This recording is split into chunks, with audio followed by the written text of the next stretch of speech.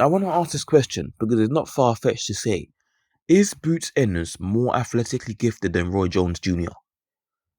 Roy Jones, in most people's opinions, and mine, is the most athletically gifted fighter boxing has ever seen. And yeah, like this guy was crazy athletically gifted. Like his athleticism it was just, you can't even, there's not enough superlatives to say how elite it was. He had amazing hand speed, amazing power, and he wasn't even loading up on shots as well. Like he would hit a guy with a shot so quick out of nowhere, and the guy would be on the canvas and it doesn't even look crazy powerful. He's just so much athleticism in every way: hand speed, foot speed, power, the reflexes, the angles, the coordination, the balance. It was just out of this world.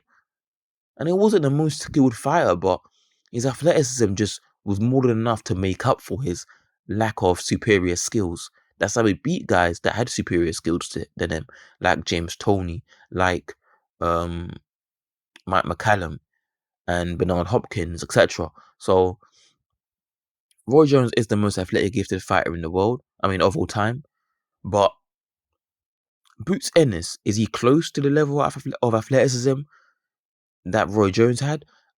For me, right now, it's hard to say because to really judge and rate how athletic Boots is in comparison to Roy Jones, you have to see how Boots looks against guys like Spence and Crawford. Right now, I'd pick Spence and Crawford to beat Boots, especially after seeing Spence's last performance. Yeah, like I would pick Spence to beat Boots. If Spence fights Boots the way he fought, like in terms of how good he looked against Ugas, and if he's anywhere like that against Boots, I'd pick Spence to beat Boots, despite Boots being more athletic. Yeah, I would, because Spence looked remarkable in that fight. So I would pick Ennis to lose against Spence. I'd pick Spence to beat Ennis. And I'd pick Crawford to beat Ennis as well. Both of those guys are more experienced than him, and experience matters in boxing, especially since they're not over the hill, those guys. So I pick both of them to beat Ennis right now, I would say. But can Ennis out athleticism them? I don't think that's even a word, but you guys get what I'm saying. Like the way Roy Jones was just able to out athleticism Tony and Hopkins, despite those guys being more skilled than him, he was just able to use his athleticism to beat them. Could Boots do something similar? I don't see Boots beating either of them, but you never know. Especially since Boots is crazy talented, mad athletic, you just never know. And if he is able to do that, if he's able to use his athleticism to beat them, then you would have to start putting Ennis in the same conversation as Roy Jones in terms of who's more athletic. Like Ennis can talk to him. If Ennis is able to beat them using his athleticism and that, then Ennis can talk to them Ennis can talk to Roy Jones in terms of who's more athletic. Like he can talk to him. He can talk to him. So then there's more up for debate. Right now though, I would say Roy Jones is still the most athletically gifted fighter that boxing has ever seen. But I like Boots though. I like him.